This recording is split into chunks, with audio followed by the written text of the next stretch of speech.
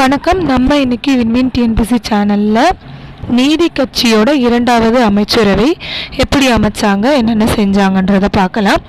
இதற்கு முன்னாடி உள்ளதை ஒரு வீடியோவில் இருக்குது, அந்த வீடியோவை பார்த்துக்கோங்க. இது டிஎன்பிசி குரூப் 1ல் யூனிட் 9ல் வர போர்ஷனுங்க. நிறைய கொஸ்டின் இதுலேருந்து வரதுனால கண்டிப்பாக படிச்சுக்கோங்க. வாங்க இப்போ வீடியோக்குள்ளே போகலாம். இரண்டாவது அமைச்சரவை எப்போ அமைச்சாங்க? 1923லிருந்து 26 வரைக்கும். முதல் அமைச்சரவையில் 1923 செப்டம்பர் 11 முடிஞ்சிருது.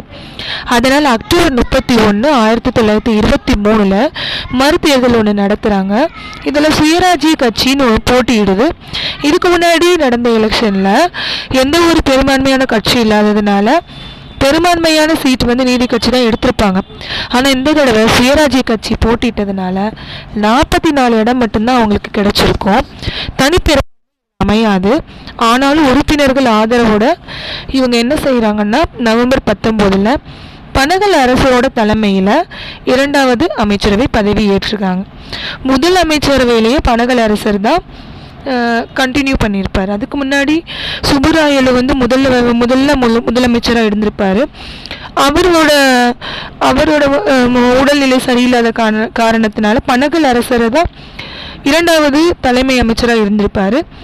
மறுபடியும் அடுத்த தேர்தலையும் இரண்டாவது அமைச்சரில் பனகல் அரசர் தான் பதவியை ஏற்றிருப்பார். இந்த காலகட்டத்தில் தான் பணியாளர் நியமன வாரியம் அமைக்கப்பட்டது. இதுதான் இப்போ இருக்கிற டிஎன்பிசி. இது 1924 ஆரம்பித்தாங்க. இப்போ இது மாநில தேர்வாணையமாக உருமாற்றம் அடைஞ்சு இன்னைக்கு நிறைய பேருக்கு ஜாப் கொடுத்துட்டு இருக்கு.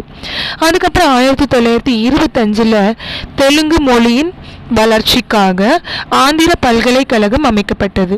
இந்த 1924, 25 இதெல்லாம் வருஷங்கள் கொடுத்துட்டு மேட்ச் கேட்டிருந்தாங்க ஒரு தடவை. அதனால வருஷத்தையும் அந்த என்ன செஞ்சாங்கன்றதையும் கண்டிப்பாக படிச்சுக்கணும். 24 நியமன வாரியம், 1925 தெலுங்கு மொழியின் வளர்ச்சிக்காக ஆந்திர பல்கலைக்கழகம் அமைக்கப்படுது. 1922 இந்து அறநிலைய மசோதா ஒன்று ஏற்படுத்தப்பட்டிருக்கும். அதை இப்போ சட்டமாக மாற்றிருப்பாங்க. மசோதானா தெரியும் இல்லையா, அது ஒரு பிளான் தான். அதை இப்போ என்ன மாற்றிட்டாங்க, சட்டமாகவே மாற்றிட்டாங்க. எந்த வருஷத்துலனா 1925. இதன்படி கோயில்களில் வரும் வருமானம் பொதுப்படுத்தலாம் அப்படின்ற அறிவிப்பு அறிவிக்கப்பட்டது. அடுத்தது மூன்றாம் அமைச்சரவை எந்த வருஷம் பாருங்க. 1926ஆம் ஆண்டு நடைபெற்ற தேர்தலில் சத்தியமூர்த்தி தலைமையில் களமிறங்கிய சுயராஜ்ய கட்சி 41 இடங்களிலும் நீதி கட்சி 21 இடங்களிலும் வெற்றி பெற்றனர்.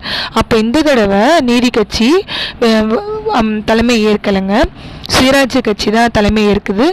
ஏன்னா அதில் அவங்க எத்தனை இடங்கள் ஜெயிச்சிருக்காங்க? 40 ஜெயிச்சிருக்காங்க. தனிப்பெரும்பான்மை இருந்தும் சுயராஜ்ய கட்சி ஆட்சி அமைக்க முடியவில்லை. ஏன்னா அவங்க ஆட்சி அமைக்க மறுத்துட்டாங்க. இதனால நீதி கட்சிக்கும் பெரும்பான்மை இல்லாததுனால சுயேட்சையாக போட்டிட்டு கருப்பு குதிரை சுப்பராயன், இவரோட பேர் என்ன, கருப்பு குதிரை சுப்பராயன் என்பவர் நீதி கட்சி மற்றும் மற்ற சுயேட்சைகள் ஆதரவுடன் ஆட்சியை அமைத்தார். அதாவது இவர் நீதி கட்சியோடு சேர்ந்து இவர் சுயேட்சையாக செலக்ட் ஆனவர் தான். இவர் பேர் கருப்பு குதிரை சுப்பராயன். ஆனால் இவர் நீதி கட்சிக்கு தான் 21 சீட் இருக்கிறதுனால அவங்களுக்கும் கொஞ்சம் சப்போர்ட் பண்ணுற மாதிரி தான் இவர் ஒரு தலைவராக அமைஞ்சிருக்காரு. அப்போ இந்த கட்சி மூன்றாவது அமைச்சரவையில் நீதி கட்சியும் வரலை, சுயராஜ்ய கட்சியும் வரலை. சுயேட்சை போட்டிட்டு கருப்பு குதிரை சுப்பராயன் தான் என்ன பண்ணியிருக்காரு, ஆட்சியை அமைச்சிருக்காரு, அதுக்கு தலைமை தாங்கியிருக்காரு. இவரது அமைச்சரவையில் என்ன செய்கிறாங்கன்னா ஒரு பெண் அமைச்சரை சேர்த்துக்கொள்கிறாங்க. அதான் நம்ம தமிழ் வரலாற்றில் ரொம்ப ரொம்ப முக்கியமான டாக்டர் முத்துலட்சுமி ரெட்டி. இவங்களை தான் முதல்ல என்ன செய்கிறாங்க, முதல் பெண் அமைச்சராக தேர்ந்தெடுக்கப்படுறாங்க. அதாவது விடுதலைக்கு முன்னாடி இவங்க முயற்சி மூலம்தான் பல சட்டங்கள் இயற்றப்பட்டன. முக்கியமானது 1930 தேவதாசி முறை ஒழிக்கப்பட்டது. யாரோட அமைச்சரவையில்? நம்ம சுப்பராயன், கருப்பு குதிரை சுப்பராயன் தலைமையில் தான் இந்த தேவதாசி முறை ஒழிக்கப்படுது 1930. ஆனால் இந்த 30ன்றதுல இவரோட ஆட்சியில் வராது. இவங்க முத்துலட்சுமி ரெட்டி இப்போவே இதுக்கான விதையை போட்டிருப்பாங்க. ஆனால் அது வந்து பேசி பேசி போராட்டம் பண்ணி 1930 தான் அந்த முறையை ஒழிச்சிருப்பாங்க. அடுத்து 1929 தமிழ் கல்வி வளர்ச்சிக்காக அண்ணாமலை பல்கலைக்கழகம் தொடங்கப்பட்டது.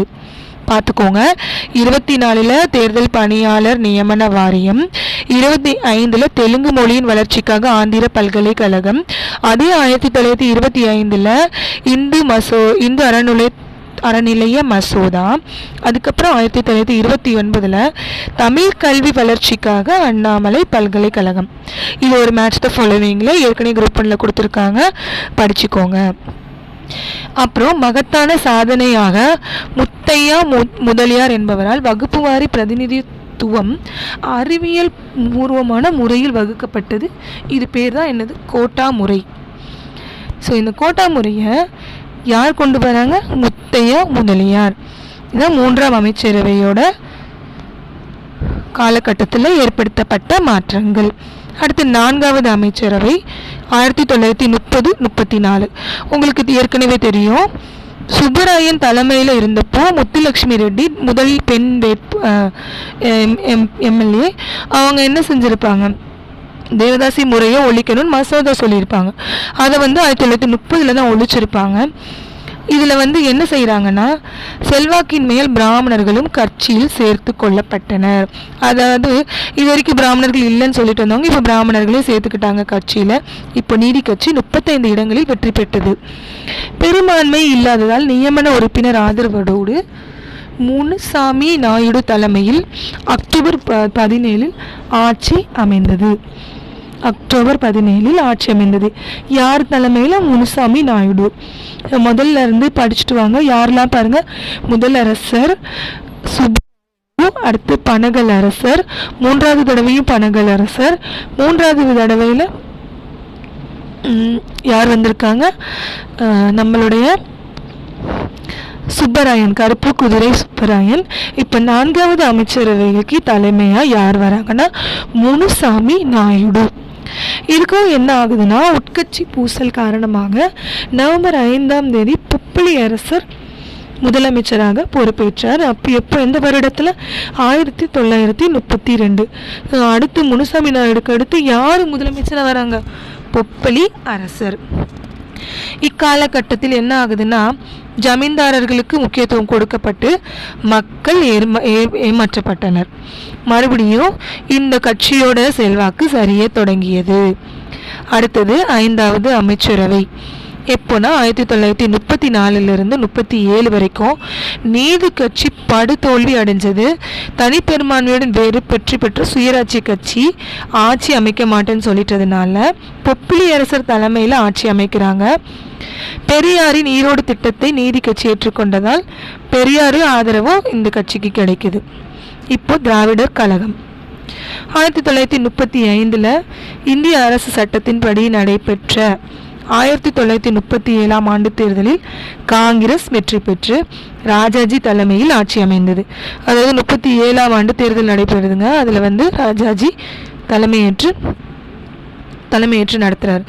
அதில் 1938 டிசம்பர் 29ஆம் ஆண்டு பெரியார் என்ன செய்கிறாருன்னா, பெல்லாரி சிறையில் இருக்கிறாரு. அப்போ அவர் என்ன செய்கிறாங்க? நீதி கட்சியின் தலைவராக அங்கிருந்தே தேர்ந்தெடுக்கிறாங்க. தேர்தல் பார்வையில் இருந்து நீதி கட்சியை விலக்கிய பெரியார் இப்போ என்ன செய்கிறாருன்னா, சமூக சீர்திருத்த போராட்டங்களுக்கு முக்கியத்துவம் கொடுத்தார். அதாவது இது வரைக்கும் வேறு மாதிரி இருந்தது, பிராமணர் அல்லாத ஒரு இயக்கமாக இருந்த நீதி கட்சி இப்போ சமூக சீர்திருத்த போராட்டங்களுக்கு முக்கியத்துவம் கொடுக்கும் கட்சியாக மாறுது. யாரோட தலைமைக்கு அப்புறம்? பெரியாரோட தலைவரானதுக்கு அப்புறம் தான். அதுக்கு அடுத்து 1944 ஆகஸ்ட் 27ஆம் தேதி சேலத்தில் நடந்த மாநாட்டில் நீதி கட்சி திராவிடர் கழகம் என பெயர் மாற்றம் செய்யப்பட்டது. இது நேர்க்கவே நிறைய கேட்டுட்டாங்க. எந்த மாநாட்டில் நீதி கட்சி திராவிடர் கழகம்னு பெயர் மாற்றப்பட்டதுன்னா 1944ஆம் ஆண்டு நடைபெற்ற சேலம் மாநாட்டில் தான் நீதி கட்சி திராவிடர் கட்சியாக மாற்றப்பட்டது. எந்த நாள்னா ஆகஸ்ட் 27. அதன் சின்னமான தராசு என்று தராசுனா உங்களுக்கு தெரியலையா? நீதி தேவதையோட கையில் இருக்க தராசு தான் நீதி கட்சியோட சின்னமாக இருந்தது. அதை மாற்றிட்டு கருப்பு பின்னணியில் சிகப்பு வட்டம், அதாவது சிகப்பு வட்டம் இருக்கும், அது பேக்ரவுண்டில் வந்து ஃபுல்லாக பிளாக் இருக்கும். இந்த கொடியை அறிமுகப்படுத்துகிறாங்க. இதுக்கப்புறம் நீதி கட்சி பி ராமச்சந்திர ரெட்டி தலைமையில் பிடி ராஜன் தலைமையில் பெயரளவுக்கு செயல்பட்டு மறைந்தது. அதாவது 44 வரைக்கும், 38லேருந்து 44 வரைக்கும் பெரியார் தலைமை வகித்திருக்காரு.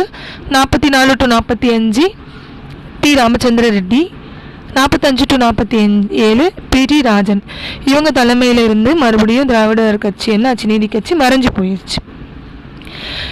பிரதிநிதித்துவம் இன்றேல் வரி இல்லை, சி நடேச முதலியார். இது சொன்னவர் யாரு?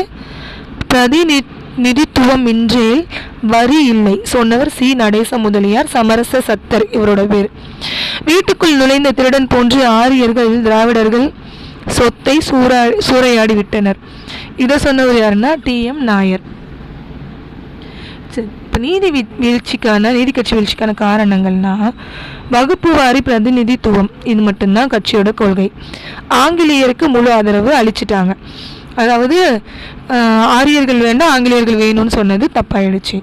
உயர் வகுப்பின் உயர்வுக்கு முன்னுரிமை, குறிப்பாக சிறுபான்மையினர் ஆதி திராவிடர் ஏமாற்றப்பட்டனர். அதிகார ஆசையின் காரணமாக எழுந்த கட்சி பூசல் மற்றும் மோதல் போக்குகள். நீதி கட்சி தலைவர்களின் ஆடம்பர வாழ்க்கை முறை, ஆட்சியாளர்களின் எதேச்சதிகார போக்கு மற்றும் காங்கிரஸ் அசுர வளர்ச்சி. அது முக்கியமான விஷயமா சொல்லப்படுறது என்னன்னா, ஜாலியன் வாலாபாக் படுகொலையை கூட நீதி கட்சி எதிர்க்கவில்லை. இது எல்லாமே டிஎன்பிசி சைட்டில் கொடுத்துருக்க நோட்ஸில் இருக்குது, படிச்சுக்கோங்க. ஆடியோ புக் மாதிரி கேட்டுக்கோங்க.